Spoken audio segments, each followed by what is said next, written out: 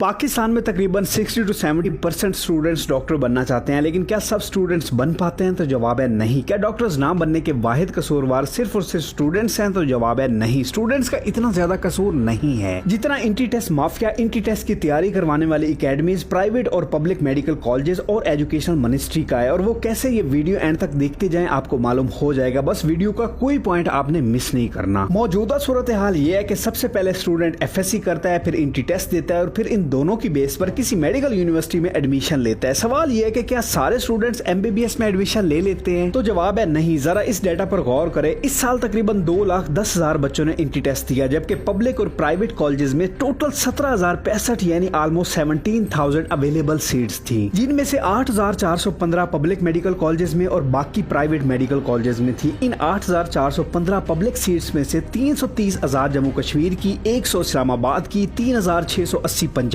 की, 1,435 KPK की और 470 बलोचिस्तान की थी। इसमें फर्क को देखें, कहां 2 लाख प्लस स्टूडेंट्स और कहां ये 17,000 सीट्स। और इन 17,000 में से भी आधे प्राइवेट मेडिकल कॉलेजेस की सीट्स हैं, जो कि MBBS के लिए एक साल की 20 से 22 लाख फी चार्ज कर रहे हैं। क्या ये अनफेयर नहीं है? क्या मेडिकल कॉलेजेस में अवेलेबल सीट्स में इजाफा मुमकिन नहीं है? जब यही सवाल UHS के वाइस चांसलर से पूछा गया तो उन्होंने कहा कि हम रिसोर्सेज और बजट की कमी की वजह से अपने कॉलेजेस में सीट्स नहीं बढ़ा सकते। कॉलेजेस में सफिशिएंट क्लासरूम्स, लेक्चर हॉल्स और लेबोरेटरीज नहीं है, इसलिए कैंपस में क्वालिटी एजुकेशन को मेंटेन रखते हुए मेडिकल स्टूडेंट्स को बढ़ाना बहुत मुश्किल है। अब सवाल ये पैदा होता है कि ये एजुकेशन मिनिस्ट्री जो हर साल इतना पैसा इंटी टेस्ट से कमा रही है, वो कहां जा रहा है? क्योंकि ना तो मेडिकल कॉलेजेस बन रहे हैं और ना ही एग्जिस्टिंग मेडिकल कॉलेजेस में रिफॉर्म्स करके सीट्स की तादाद बढ़ा रहे हैं। मिसाल के तौर पर MD कैट में एडमिशन के लिए फॉर्म्स फ्री नहीं है। हर फॉर्म की कीमत 5 to 6,000 है। इससे कोई फर्क नहीं पड़ता कि आपका एडमिशन किसी मेडिकल यूनिवर्सिटी में होगा या नहीं। आपको इंटी टेस्ट के एडमिशन के लिए ये 5 to 6,000 देने ही देने हैं, जिसका कोई रिफंड नहीं। अब सपोज अगर हर साल 2 लाख स्टूडेंट्स अप्लाई करते हैं तो हर साल ये इंटी टेस्ट माफिया एक फॉर्म इशू करने से 1.2 अरब से 1.5 अरब रुपए कमा रहा है। लिटरली एक फॉर्म इशू करने से, जो मुश्किल 10 रुपए का होगा। कहां जा रहा है ये पैसा? हमारे बजट में जो पैसा हमारे एजुकेशन सिस्टम को जो जाता है सो जाता है। जो डायरेक्टली FSC मेडिकल स्टूडेंट से पैसा इकट्ठा होता है वो भी सही तरह से इस्तेमाल नहीं होता, क्योंकि अगर होता तो एटलीस्ट इंटी टेस्ट का निजाम ही ठीक होता। कभी इंटी टेस्ट के MCQs आउट हो रहे हैं, कभी गलत आंसर कीज अपलोड हो गई हैं, कभी out of syllabus MCQs add कर दिए गए हैं, सेंटर्स में मोबाइल पकड़े जाते हैं, कभी निगरान खुद किसी खास बंदे के बच्चे को MCQs करवा रहा है, कभी नंबर गलत लग गए हैं, वगैरह वगैरह। और मजे की बात है ये माफिया बस इंटी टेस्ट तक महदूद नहीं है। इसके बाद बारी आती है हमारे मेडिकल इंस्टीट्यूट्स की, जो कि इंटी टेस्ट की तैयारी करवाते हैं। ये इंस्टीट्यूट सबसे पहले स्टूडेंट्स का ब्रेन वॉश करते हैं कि आपका एडमिशन जरूर आपके पसंदीदा मेडिकल कॉलेज में होगा। इसके बाद ये दावा करते हैं कि आपकी तैयारी ऐसे कराएंगे कि इंटी टेस्ट का पेपर सेम ऐसे ही होगा, वगैरह वगैरह। और ऐसे करके FSC student 40 to 50,000 rupees in coaching centres को देने पर मजबूर हो जाता है। सवाल ये पैदा होता है कि जब इंटी टेस्ट में भी वही सब कुछ टेस्ट होना है जो FSC में पढ़ा है, फिर क्यों इंटी टेस्ट की तैयारी के लिए इतनी फी पे करना? क्या हमारे एजुकेशनल मिनिस्टर को पूछना नहीं चाहिए कि इतनी फी क्यों चार्ज कर रहे हो, वो भी एक FSC के स्टूडेंट से? अच्छा, ये बात इग्नोर की जा सकती है कि ये इंस्टीट्यूट्स फी चार्ज कर रहे हैं। अहम बात यह है कि इस मद में अरबों रुपए कमाए जा रहे हैं, लेकिन इंटी टेस्ट का स्टैंडर्ड बिल्कुल जीरो है। आखिर क्यों? इसके बाद private medical colleges as mafia कभी नहीं चाहते कि पाकिस्तान में ज्यादा से ज्यादा मेडिकल कॉलेजेस ओपन हो, चाहे प्राइवेट हो या पब्लिक। बस न्यू मेडिकल कॉलेजेस ओपन नहीं होने चाहिए, क्योंकि अगर नए कॉलेजेस ओपन हो गए तो स्टूडेंट्स के पास ऑप्शन ज्यादा होंगे। स्टूडेंट्स के पास ज्यादा ऑप्शन होंगे तो कंपटीशन ज्यादा होगा और अल्टीमेटली प्राइवेट कॉलेजेस को फी कम करना पड़ेगी, जो कि सालाना 20 से 22 लाख रुपए पर स्टूडेंट चार्ज कर रहे हैं। सो प्राइवेट माफिया की पहली प्रायोरिटी यही रहती है कि न्यू कंपेटिटर मार्केट में ना आए, जिसके लिए इनको गवर्नमेंट के लोगों को पैसा खिलाना पड़े तो ये गुरेज नहीं करते। इसीलिए तो आपको मार्केट में यही बातें सुनने को मिलती है कि जनाब रिसोर्सेज ना होने की वजह से ना तो हम मजीद सीट्स बढ़ा सकते हैं और ना ही नए मेडिकल कॉलेजेस ओपन कर सकते हैं, हालांकि इनके पास रिसोर्सेज मौजूद होती हैं। जिसका अंदाजा आप इस बात से लगा सकते हैं कि पाकिस्तान में इस टाइम 150 के करीब टोटल मेडिकल कॉलेजेस हैं और 100 प्लस प्राइवेट कॉलेजेस है, जहां पर बस बिजनेस हो रहा है, प्रॉफिट कमाया जा रहा है और कुछ नहीं। इसके बाद पब्लिक मेडिकल कॉलेजेस की बात करें तो गवर्नमेंट के पास इतनी सीट्स नहीं कि स्टूडेंट्स को अकोमोडेट किया जा सके। इनके पास इतना पैसा नहीं कि नई यूनिवर्सिटीज बनाई जा सके। हाँ, खरीदो फरोख्त करके गवर्नमेंट्स कैसे गिरानी है, इसके लिए इनके पास पैसा है। टीवी चैनल्स को खरीद कर अपने बारे में जय जयकार कैसे करवानी है, इसके लिए भी पैसा है। लूट मार करके पाकिस्तान से बाहर महल्लात कैसे बनाने हैं, इसके लिए भी पैसा है। पाकिस्तान में अपने नाम की प्रॉपर्टीज कैसे बनानी है, इसके लिए भी पैसा है। पाकिस्तान में कौन सी ऐसी पॉलिटिकल पार्टी है जिसके पास पैसा नहीं है? इनके पास इतना पैसा है कि इनकी आने वाली साथ पुश्ते हवाओं में पैसा उड़ाते रहे फिर भी खत्म ना हो। बस पैसा नहीं है तो बस हमारे लिए नहीं है। पिछले कुछ सालों का डाटा उठाकर देखे तो नए मेडिकल कॉलेजेस बनने तो दूर की बात, एग्जिस्टिंग कॉलेजेस के लिए भी इंट्री टेस्ट ठीक से कंडक्ट नहीं हो रहा है। 2017 में पैसे लेकर जब कुछ ऑफिशियल्स ने इंट्री टेस्ट को लीक किया तो इंट्री टेस्ट दोबारा कंडक्ट करवाया गया। 2021 में पहले इंट्री टेस्ट के सिलेबस को लेकर बहुत मसला पड़ा रहा, फिर फाइनली जब सिलेबस फाइनल हो गया तो इंट्री टेस्ट को ऑनलाइन लेने की अनाउंसमेंट आ गई और ये इंट्री टेस्ट 1 महीने तक चलता रहा, जिसमें किसी स्टूडेंट को तैयारी का ज्यादा टाइम मिला और किसी को कम। इसी के साथ इंटरनेट के issues, out of syllabus MCQs और गलत आंसर कीज अपलोड करना 2021 के इंट्री टेस्ट के बड़े कारनामे थे। 2022 में ऑलमोस्ट 30% इंट्री टेस्ट के एमसीक्यूज आउट ऑफ सिलेबस आए और जब ये अनाउंसमेंट की गई कि ग्रेस मार्क्स हम दे देंगे तो किसी को 10 नंबर मिले, किसी को 20 और किसी को 30, कहां जाए बेचारा स्टूडेंट। इतना सब कुछ होने के बाद जब स्टूडेंट्स एहतजाज के लिए सड़कों पर निकल आए तो किसी ने इनकी तरफ तवज्जो ना दी, इवन मीडिया ने भी कवरेज ना दी। मीडिया तो वैसे भी फारिग है, इनके मुंह में बस पैसा डाल दो, ये कुछ भी करने के लिए तैयार हो जाएंगे। और आपको क्या लगता है कि माफिया जो पीछे सब कुछ हैंडल कर रहे होते हैं, ऐसी न्यूज वो पब्लिश होने देते हैं? क्योंकि उनको पता है कि अगर ये न्यूज पब्लिश हो गई तो सबकी दुकान बंद हो जाएगी। मेरे भाई, पाकिस्तान में वडेरों का निजाम चलता है और क्या आपको पता है कि वडेरों के निजाम का पहला असूल क्या है? वडेरे चाहते हैं कि पाकिस्तान की आवाम अनपढ़ जाहिल रहे ताकि इनको कुछ समझ ना आए, शऊर पैदा ना हो, क्योंकि अगर इनमें शऊर पैदा हो गया तो हम इनको बेवकूफ नहीं बना पाएंगे। इसलिए तो तालीम का रुझान पाकिस्तान में सबसे कम है। आपको क्या लगता है कि यूनिवर्सिटी बनाना बहुत मुश्किल काम है? नहीं, ऐसी बात नहीं है। कहीं लोगों में शऊर पैदा ना हो जाए इस डर से पाकिस्तान में ज्यादा यूनिवर्सिटीज नहीं है। हालांकि ये सारे माफिया मिल जाएं या अकेली गवर्नमेंट भी चाहे तो पाकिस्तान के हर जिला में मेडिकल यूनिवर्सिटी मौजूद हो। खैर, अगर एफएससी सिलेबस और इंट्री टेस्ट की बात करें तो ये गौरतलब बात है कि इंट्री टेस्ट उसी सिलेबस में से आता है जो स्टूडेंट एफएससी में कवर कर चुके होते हैं और एग्जाम देकर नंबर ले चुके होते हैं। तो ये इंट्री टेस्ट कंडक्ट करवाने का क्या फायदा है जबकि स्टूडेंट ऑलरेडी एग्जाम दे चुका है? क्या हमारे इंटरमीडिएट बोर्ड की तरफ से एफएससी लेवल पर की जाने वाली असेसमेंट मेडिकल कॉलेजेस की रिक्वायरमेंट को पूरा करने के लिए काबिल एतबार नहीं है? या फिर बोर्ड जो रिजल्ट अनाउंस करता है उस पर भरोसा नहीं? एक काम को 2 बार करने का क्या फायदा है? क्या ये वक्त और पैसे का ज़िया नहीं है? क्या ये बेहतर नहीं कि इस बोसीदा निजाम को तब्दील किया जाए? क्यों ना कॉम्प्रिहेंसिव केस स्टडी का एग्जाम मुतारफ कराया जाए, नंबरों वाला सिस्टम ही खत्म कर दिया जाए। कोई ज्यादा नंबर नहीं, कोई थोड़े नंबर नहीं, स्टूडेंट एफएससी में तैयारी करे और फिर एक कॉम्प्रिहेंसिव केस स्टडी एग्जाम पास करे। एटलीस्ट ये रिपीटेशन का सिस्टम तो खत्म होना, या इंट्री टेस्ट को खत्म करके ऐसा प्रैक्टिकल निजाम लाया जाए जो सही मानों में ये असेस करे कि किस स्टूडेंट को मेडिकल यूनिवर्सिटी में एडमिशन मिलना चाहिए और किसको नहीं। क्या ऐसा पॉसिबल है? जी हाँ, पॉसिबल तो है, लेकिन फिर इंट्री टेस्ट माफिया क्या करेगा? फिर इंट्री टेस्ट की तैयारी करवाने वाली एकेडमीज का क्या बनेगा? अगर स्टूडेंट्स को फायदा किया गया तो सबकी दुकानें बंद हो जाएंगी, जो कि ये सब मिलकर नहीं होने देंगे। और इसमें हमारी गवर्नमेंट्स भी शामिल होती हैं, क्योंकि जो गवर्नमेंट इनको रिलीफ देती है तो ये माफिया चंदे के नाम पर पार्टी फंड में इतना पैसा डाल देते हैं कि गवर्नमेंट्स कुछ कर ही नहीं पाती। ये सब के सब चोर है। कभी भी एफएससी सिलेबस को लेकर नया निजाम मुतारफ नहीं कराया जाएगा, कभी भी इंट्री टेस्ट के निजाम को तब्दील नहीं किया जाएगा, क्योंकि इससे बहुत बड़ा रेवेन्यू हाथ से निकल जाएगा। कभी भी गवर्नमेंट कॉलेजेस बनाने की मंजूरी नहीं दी जाएगी, क्योंकि प्राइवेट कॉलेजेस का धंधा बंद हो जाएगा। कभी भी नए प्राइवेट कॉलेजेस को लाइसेंस नहीं दिया जाएगा, क्योंकि एग्जिस्टिंग कॉलेजेस का रेवेन्यू कम हो जाएगा। और इस सारे निजाम से एक डिजर्विंग स्टूडेंट सफर करता रहेगा। इसलिए मैं कह रहा था कि सिर्फ और सिर्फ स्टूडेंट्स का कसूर नहीं होता कि वो एमबीबीएस में एडमिशन नहीं ले पाते। बहुत बड़े लेवल की गेम्स मार्केट में चल रही होती हैं जो कि स्टूडेंट्स के ख्वाबों से बहुत बुलंद है। सो प्लीज स्टूडेंट्स को प्रेशराइज ना किया करे कि तुमसे इंट्री टेस्ट क्लियर नहीं हो पाया। हमारे सिस्टम में बहुत सी खराबियां जो कि कभी ठीक नहीं हो सकती। जी हाँ, ये सब कुछ मैंने जो इस वीडियो में आपके सामने रखा है, ये निजाम कभी ठीक नहीं हो सकता। बस दुआ कर सकते हैं कि कुछ हो जाए। बहरहाल इसका हरगिज ये मतलब भी नहीं कि आप पढ़ाई छोड़ दें। ऐसे स्टूडेंट्स भी होते हैं जो इस निजाम से निकलकर एमबीबीएस में एडमिशन ले लेते हैं। आप लोगों ने मेहनत जरूर करनी है और एक बार इंट्री टेस्ट के प्रोसेस से जरूर गुजरना है। अगर पहली अटेम्प्ट में एडमिशन हो जाए तो ठीक, वरना टाइम जाया नहीं करना और फौरन किसी और फील्ड की तरफ निकल जाना है, जैसा कि बिजनेस की फील्ड में CA, ACCA, data science, software engineering, artificial intelligence वगैरह। बस टाइम वेस्ट नहीं करना, इंशाल्लाह आपके हक में बेहतर होगा। बाकी ये निजाम कभी ठीक नहीं हो सकता, आप ही ने इस निजाम को ठीक करना है। खैर, आपको क्या लगता है कि क्या इस निजाम को ठीक किया जा सकता है? कमेंट्स में जरूर